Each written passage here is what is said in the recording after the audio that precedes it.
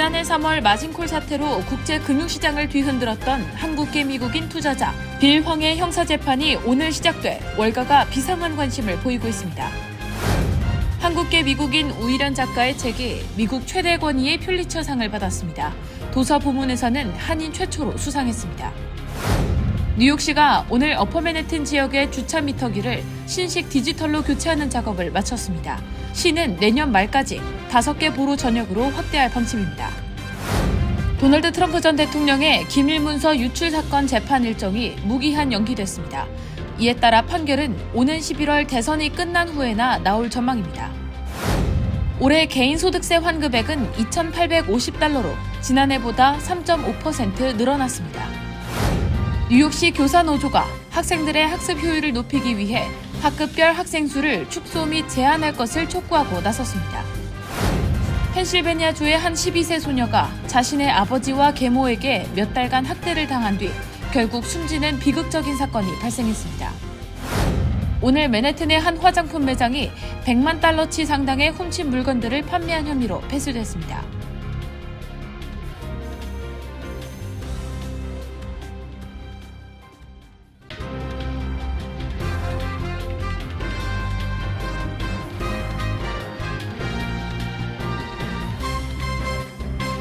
여러분 안녕하십니까?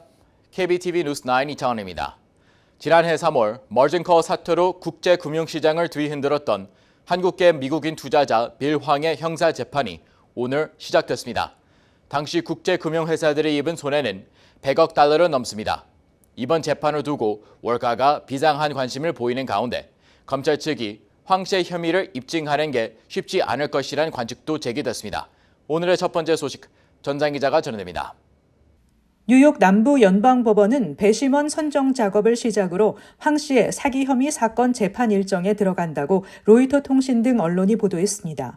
앞서 뉴욕 남부지검은 지난 2022년 4월 아케고스 캐피털 매니지먼트 설립자인 황 씨를 사기 등 혐의로 기소했습니다.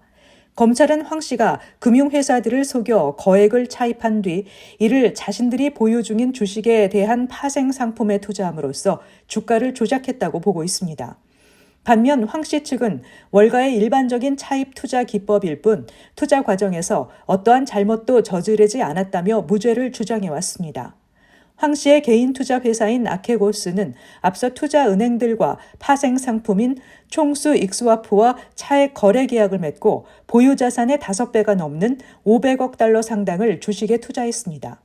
그러던 중 투자 종목의 주가가 하락하자 증거금을 추가로 납부해야 하는 마진콜이 발생했고 투자은행 골드만삭스가 발빠르게 담보주식을 블락딜로 내다 팔면서 손실이 확산했습니다.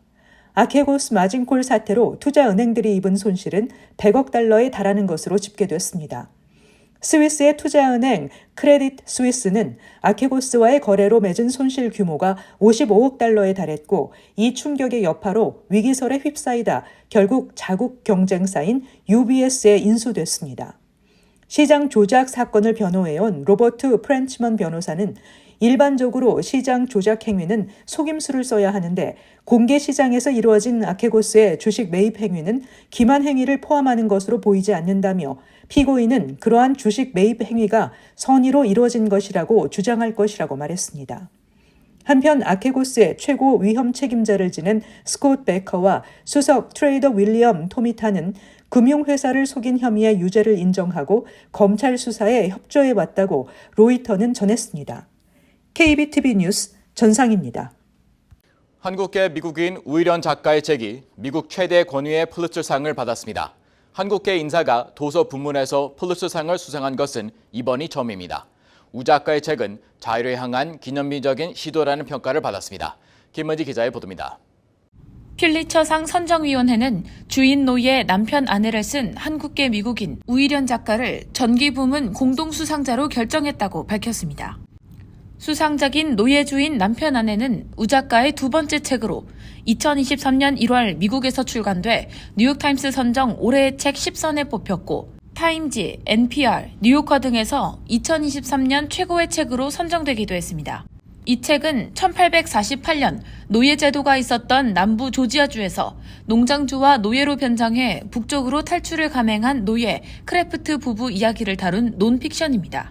필리처상 선정위원회는 이 책에 대해 자유를 향한 기념비적인 시도로 압축된 세계의 장대한 여정으로 모든 사람을 위한 생명과 자유, 정의라는 미국의 핵심 원칙에 대한 대답을 요구하고 있다고 평가했습니다. 우 작가는 앞서 2018년 자신의 첫 책인 위대한 이혼을 출간해 보스턴 글로브, 월스트리트 저널, 타임, 뉴욕타임스 등에 소개됐습니다. 1917년 창설된 필리처상은 뉴스와 보도사진 등 언론 부문과 도서, 드라마, 음악 등 예술 부문에서 수상자를 선정합니다. 앞서 한국계 사진기자가 언론 부문에서 필리처상을 수상한 적은 있지만 도서, 드라마, 음악 부문에서 한국계 인사가 수상한 것은 이번이 처음입니다. 우일현 작가는 미국 국적의 한인 2세로 예일대에서 인문학 학사 학위를, 컬럼비아 대학에서 영문학 박사 학위를 각각 받았습니다. 그의 부친은 환기미술관, 국립아시아문화전당 등을 설계한 재미건축가 우규승 씨입니다. KBTV 뉴스 김은지입니다. 뉴욕시가 오늘 어퍼 맨해튼 지역의 주차 미터기를 신식 디지털로 교체하는 작업을 마쳤습니다. 뉴욕시 교통국은 내년 말까지 5개 보로 전용 8만 개의 종이 영수증 사용 주차 미터기를 일체압과 호환되는 디지털 주차 미터기로 전면 교체할 계획입니다. 이어서 김은지 기자의 보도입니다. 오늘 뉴욕시 교통국은 어퍼 맨해튼의 주차 미터기를 디지털로 교체하는 작업을 마쳤다며 내년 말까지 5개 보로 전역의 주차 미터기를 신식 디지털 미터기로 전면 전환할 것이라고 발표했습니다. 현재 맨해튼 웨스트 166스트릿과 니콜라스 애비뉴 스트릿에서 새롭게 설치된 미터기는 기존처럼 결제 후 영수증을 차 앞면에 놓아두는 방식이 아닌 미터기에 차량 번호판을 입력하는 방식으로 개인이 앱을 통해 시간을 연장하고 주차비를 지불할 수 있습니다. 이다니스 로드리게스 뉴욕시 교통국장은 성명을 통해 새로운 미터기로의 교체를 통해 매년 유지관리 비용을 줄일 수 있고 뉴욕에서 LA 거리만큼의 종이를 절약할 수 있을 것이라고 강조했습니다. 뉴욕시 교통국에 따르면 주차 미터기에 사용되는 종이는 하루 8마일에 달합니다. 또 1년 동안 사용되는 영수증은 모두 2,500마일에 달하는 것으로 파악됩니다. 교통국은 차량 번호판을 입력하는 방식의 새로운 디지털 미터 주차기는 오늘 어퍼 맨해튼 지역 설치를 시작으로 단계적으로 뉴욕시 5개 보로 지역에 8만 개에 달하는 미터 주차기 설치로 확대될 예정입니다. KBTV 뉴스 김은지입니다. 도널드 트럼프 전 대통령의 기밀 문서 유출 사건 재판 일정이 무기한 연기됐습니다. 이에 따라 판결은 오는 11월 대선이 끝난 후에나 나올 전망입니다. 트럼프 측은 대선에 미칠 악영향을 피하기 위해 모든 재판을 대선 이후로 연기하겠다는 전략을 세웠는데요. 이 같은 전략이 어느 정도 이루어졌다는 분석입니다. 전장 기자의 보도입니다. 플로리다 남부 연방법원의 에일리 캐넌 판사는 당초 오는 20일로 예정된 트럼프 전 대통령에 대한 재판 일정을 취소하고 새 재판 날짜를 잡지 않았습니다. 캐넌 판사는 기밀 문건을 어떻게 취급할지 등 변론 준비가 끝나지 않은 상황에서 새 재판 날짜를 확정하는 게 현명하지 않다고 밝혔습니다. 트럼프 전 대통령은 2021년 1월 대통령 퇴임 후에도 국방 기밀 문서를 플로리다 마러라고 자택으로 가져가 부적절하게 소지, 관리한 혐의를 받고 있습니다. 이 문서에는 동맹국과 관련한 정보를 비롯해 외국의 공격에 대한 보복 계획도 포함되어 있습니다. 현재 트럼프 전 대통령은 기밀 문서 유출 사건을 포함해 2020년 대선 개입 의혹, 2021년 16의회 난입 사건, 성추문 입막음 사건까지 4개 사건과 관련한 91개 혐의로 형사 기소된 상태입니다. 이 중 성추문 입막음 사건만 공판이 진행 중이고 조지아주 사건은 트럼프 전 대통령이 수사를 지휘한 여성 검사의 해임을 요구하는 등 재판 절차가 지연되고 있으며 16의회 난입 사건도 지난 3월로 예정됐던 재판 일정이 연기된 채 트럼프 전 대통령의 면책 특권 주장이 심리되고 있습니다. 트럼프 전 대통령 측은 대선에 미칠 악영향을 피하기 위해 대통령의 면책 특권을 주장하며 일련의 재판들을 늦추기 위해 움직여왔습니다. 이번 재판 연기 결정으로 트럼프 전 대통령 측의 이 같은 전략이 어느 정도 이루어졌다는 관측입니다. 캐넌 판사는 트럼프 행정부 시절 지명된 만큼 트럼프 전 대통령에게 도움을 주려고 한 게 아니냐는 평가가 나오고 있습니다. 트럼프 전 대통령은 자신을 기소한 검사들을 비난하며 바이든 행정부가 자신을 제거하기 위해 마녀 사냥을 하고 있다고 주장하고 있습니다. KBTV 뉴스 전상입니다. 올해 약 1억 7천만 건에 달하는 세금 보고서가 접수된 가운데 올해 개인 소득세 환급액은 지난해보다 소폭 증가한 것으로 나타났습니다. 계속해서 전상 기자의 보도입니다. 국세청이 공개한 세금 보고 누적 통계에 따르면 1인당 평균 환급액이 2,850달러로 지난해보다 3.5% 늘었습니다. 총 환급액도 2,452억 2,600만 달러로 지난해보다 3.6% 증가했으며 환급 건수는 8,605만 8천 건으로 0.1% 소폭 늘었습니다.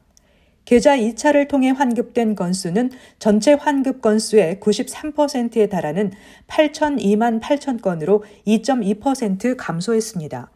계좌 이체 환급 총액은 2% 증가한 2,358억 1,800만 달러로 전체 환급액의 96.2%를 차지했으며 평균 환급 액수는 1인당 2,947달러로 4.2% 늘었습니다.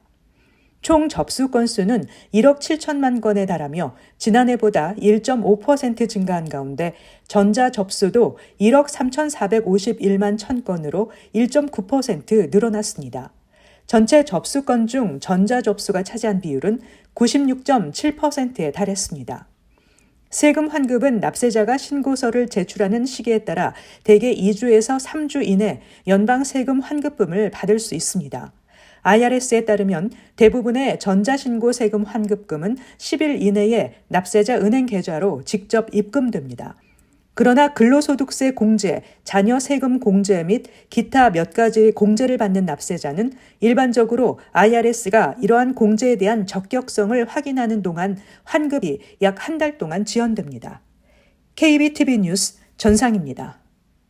뉴욕시 교사 노조가 학생들의 학습 효율을 높이기 위해 학급별 학생 수를 축소 및 제한할 것을 촉구하고 나섰습니다. 기러민 기자의 보도입니다. 뉴욕시 교사노조가 현재 학급별 학생 수가 너무 많은 현실이라고 지적하며 이를 축소해 제한할 것을 촉구하고 나섰습니다. 노조는 학급 규모가 여전히 너무 크며 이로 인해 효율적인 학습이 어려운 상황이라고 꼬집었습니다.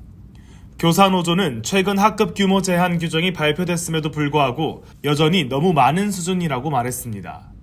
현재 뉴욕시 교육부 규정에 따르면 유치원부터 초등학교 3학년까지는 학급별 20명 이하, 4학년부터 8학년까지는 23명 이하, 9학년부터 12학년 고등학생의 경우 25명 이하로 제한하고 있습니다. 법률에 따라 올해 전체 학급의 20%가 이를 충족해야 하며 내년에는 전체 학급의 40%가 학생 제한 규정을 준수해야 합니다. 교사노조는 2024-2025학년도 학사 일정이 시작되는 9월까지 850개 이상의 공립학교가 학급을 더 늘릴 수 있는 수용 공간이 있는 상황이라고 전했습니다. 마이클 멀구르 뉴욕시 교사노조 회장은 우리 모두 팔을 걷어붙이고 뉴욕시 학급 사이즈를 뉴욕주 평균 학급 사이즈로 학생 수를 축소하기까지 수십 년이 걸렸다며 3,000명의 뉴욕시 교사를 추가로 고용해 학급별 학생 수를 축소하고 학급 수를 확대해 교육의 질을 높여야 한다고 강조했습니다. 실제로 뉴욕시 브루클린 플랫부시에 위치한 공립초등학교에 2학년 손녀가 있는 한 주민은 이런 학급별 학생수 제한법이 속히 100% 시행되길 원한다고 말했습니다. 이어 한 반에 학생이 25명에서 30명이 있는데 그중 절반은 영어를 못하는 학생들이라며 수준별 차이도 크고 학생 수가 많아 아이들이 교사의 관심을 받기 어려운 상황이라고 지적했습니다. KBTV 뉴스 길려밀입니다. 펜실베니아주의 한 12세 소녀가 자신의 아버지와 계모에게 몇 달간 학대를 당한 뒤 결국 숨지는 비극적인 사건이 발생했습니다. 학대를 가한 이 커플은 폭행, 납치, 살인 미수 및 기타 관련 혐의를 받고 있습니다. 어린 소녀의 끔찍한 악몽은 결국 자신의 아버지와 그의 여자친구 손에 사망하면서 끝이 났습니다. 김문지 기자의 보도입니다. 펜실베니아주 체스터 카운티 구조대는 지난 토요일 자신의 딸이 자전거를 타다가 나무에 부딪혀 의식을 잃었다는 신고 전화를 받고 출동했습니다. 현장에서 발견된 것은 간신히 숨을 쉬고 있는 여자아이 말린다였습니다. 말린다는 곧바로 병원으로 이송됐지만 치료를 받던 중 결국 사망했습니다. 당시 의사는 말린다의 적어도 6개의 뼈가 골절돼 있었으며 장기는 쇠약해져 있었고 몸 전체에 상당한 멍과 찰과상이 심각했다고 전했습니다. 또 12세 소녀의 평균 몸무게는 최소 68에서 139파운드 사이인데 말린다의 경우 50파운드에 불과했습니다. 경찰 당국의 조사 결과 말린다는 지난해 12월 초 중학교를 자퇴하고 온라인 사이버 학교로 전학한 사실을 알게 됐는데 그 기간 말린다가 있었던 곳은 집 지하실이었습니다. 수사관들은 말린다의 친부인 랜델과 그의 여자친구인 신디를 살인미수, 폭행, 납치 및 기타 관련 혐의로 체포했습니다. 당국은 두 사람이 말린다에게 가한 학대와 고문이 지속적이고 체계적임을 증명하는 휴대폰 속 삭제된 수십 개의 영상들과 주택 보안 카메라 영상들을 증거로 제출했습니다. 형사 고소장에 따르면 경찰이 제출한 영상들 속에는 말린다가 어떤 가구와 연결된 족쇄에 묶인 채 구타를 당하는 소리가 담겼습니다. 랜델이나 신디가 말린다를 향해 소리를 지르고 위협하는 모습도 담겼고 또 스쿼트, 제자리 뛰기 등 격렬한 운동이나 음식을 제공하지 않는 방법으로 처벌하겠다는 내용도 찍혔습니다. 카운티 지방검사 크리스토퍼는 두 사람이 그 소녀를 어느 아이도 견뎌서는 안 되는 악과 고통을 몇 달 동안 가했다고 말했습니다. 랜델과 신디 커플은 지난 월요일 밤 체포됐고 그들은 $100만 현금 보석금을 납부하지 않았습니다. 한편 같은 집에 있었던 신디의 9살짜리 아들은 치료를 잘 받고 무사한 것으로 전해졌습니다. KBTV 뉴스 김은지입니다. 오늘 맨하튼의 한 화장품 매장이 훔친 물건들을 판매한 혐의로 폐쇄됐습니다. 해당 시설은 메이시스 백화점, CVS 등 대형 소매점에서 훔친 $100만 이상의 도난품을 보유하고 있었습니다. 보도에 기라미 기자입니다. 엘빈 브래그 맨해튼 지방검사장은 헤럴드 스퀘어에 소재한 리한나 코스메틱스 화장품 매장에서 훔친 물건을 판매한 54세 비비 리한나 칸과 40세 에런 칸을 작물 소지 혐의로 기소했습니다. 해당 매장 인근에는 메이시스 백화점이 위치해 있었는데 수사관들은 용의자들이 이 메이시스 백화점에서만 $200만 이상의 물품을 절도한 것으로 밝혀졌으며 이외에도 월그린스, CVS, 라이트에이드 등 대형 소매점에서 범행을 저질러 왔습니다. 수사관들은 폐쇄한 영업장을 비롯해 물품 보관소 2곳에 대해 수색 영장을 집행했습니다. 이곳에서는 화장품, 미용품, 일반의약품, 전자미용기기, 의류, 디자이너 핸드백, 장난감, 주방용품, 가전제품 등을 발견했으며 총 450개 이상의 박스를 채울 만큼의 규모였으며 가치는 $100만 넘을 것으로 추산했습니다. 브래그 검사장은 소매절도는 지역 비즈니스에 영향을 미치고 직원과 고객 모두의 안전을 위협하는 재앙이라며 소매절도의 근본 원인을 해결하기 위해 소수의 재범자를 계속 표적으로 삼을 것이라고 강조했습니다. KBTV 뉴스 길려맨입니다. 뉴욕 한국문화원은 세계적인 설치 미술가 강익종 작가와 함께 뉴욕 한국문화원 청사에 대형 벽화를 만드는 한글벽 프로젝트를 본격적으로 추진한다고 밝혔습니다. 5월 한 달 동안 전 세계 어디에서나 프로젝트 홈페이지를 방문해 세상과 나누고 싶은 이야기를 주제로 자신이 소중하게 간직한 문구를 입력하면 자신만의 한글 작품을 만들 수 있습니다. 영어 사용자는 영어 입력 후 한국어로 자동 변환할 수 있습니다. 강 작가는 공유된 한글 문구 중 1000개를 엄선해 문화원 청사에 대형 벽화를 만드는 데 활용할 예정입니다. 제작된 한글벽은 오는 9월 공개될 예정입니다. 국무부가 발표한 6월 중 영주권 문호에 따르면 취업 이민 전순위 문호가 전면 동결되며 지난달과 같은 모습을 보였습니다. 취업 이민 문호 중에는 1순위와 5순위, 비자 발급 접수 가능 우선 일자 모두 오픈 상태를 유지하고 있습니다. 가족 이민의 경우 2A순위의 비자 발급 우선 일자가 기존 2021년 6월 1일에서 2021년 11월 15일로 5개월가량 전진했습니다. 가족 이민 중 3순위도 소폭 진전했습니다. 가족이민 3순위의 비자 발급 우선 일자는 2개월 개선됐고 접수 가능 우선 일자는 3개월 진전했습니다. 뉴욕시 공원국이 여름철을 맞아 물놀이 안전에 대해 주의를 당부했습니다. 해변에서는 인명구조대원이 근무할 때만 수용을 해야 하며 가정 내 물놀이를 할 때에도 어른이 가까운 곳에서 관찰을 해야 하며 혹시 모를 응급 상황에 대비해 심폐소생술을 미리 배워두는 것도 권장하고 있습니다. 한편 어린이를 위한 4만 개의 무료 수용 강습 프로그램이 발표됐습니다. 이 수용 강습은 뉴욕, 뉴저지, 커네티컷 전역의 소외된 지역사회 아이들에게 제공됩니다. 질병통제예방센터에 따르면 익사는 1세에서 4세 사이의 어린이의 주요 사망 원인입니다. NYPD 전 한인경찰회장에 따르면 한인경관의 경우 15년 전 320명대를 기록하던 데서 대폭 줄어든 약 150명인 것으로 드러났습니다. 이 같은 한인경관 감소세에 대해서는 낮은 연봉, 직업 자체의 경쟁력 약화, 타주 대비 높은 NYPD 근무 강도로 인한 타주로의 이직, 연금 수령 자격 취득 즉시 은퇴 현상 등이 꼽히고 있습니다. 아시아는 경관 2,688명, 경사 500명, 형사 271명, 경위 179명, 경감 49명, 경무관 3명 등입니다. 형사 1급에서 3급의 경우 평가에 따라 급수가 정해지는데 여기에서 인종차별적인 요소가 포함될 수 있다는 지적이 나왔습니다. 잠시 후 커뮤니티 브리핑을 전해드립니다.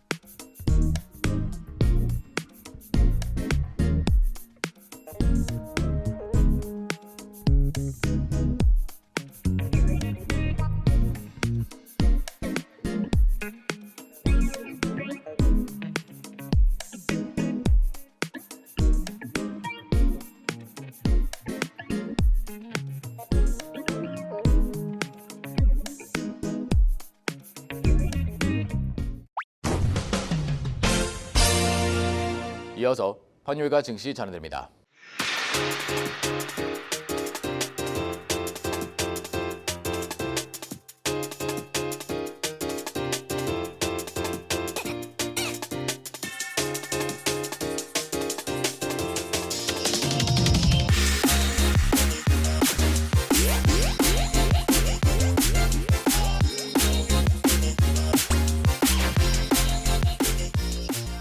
잠시 후 뉴욕과 뉴저지 날씨 전해드립니다.